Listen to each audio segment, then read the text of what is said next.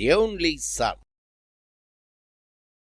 A long time ago, there were no plants, no humans, no animals, and no life forms on earth. There were only gods and goddesses who used to ride their huge chariots and travel in space from one star to another.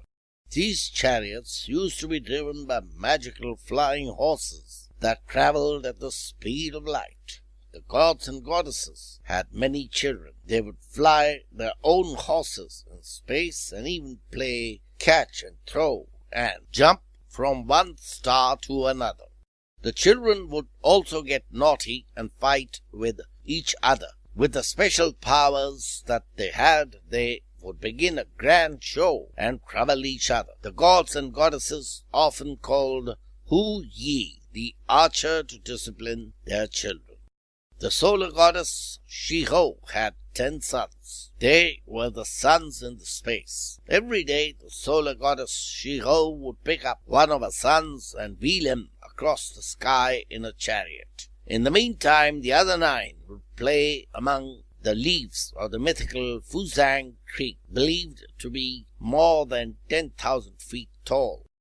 This system worked well until the day that the sons grew bored of their responsibility. They decided to run across the sky all at once while their mother was away. While playing, they decided to show off how much heat and light they could generate.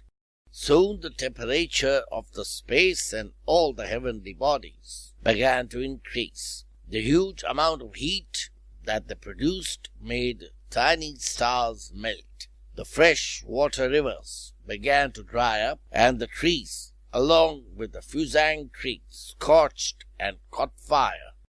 The gods and goddesses called out for the god of the heavens, Dijun. He was shocked and aghast to see the notoriety of the 10 sons. In the meantime, Shiho returned and saw what her sons had been up to. Before she could interfere and stop them, Dijun called for the expert archer Hu Yi.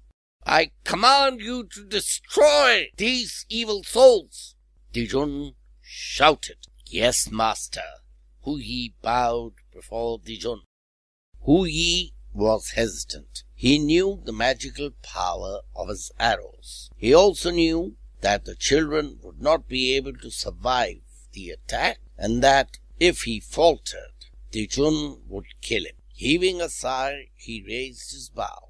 With 9 magic arrows, Hu Yi stalked and killed the 9 sons. The 10th son, who was hiding behind Shiho, was saved from his arrows and got to rule the sky. The lesson was so tough on him that he never thought of making a mistake ever.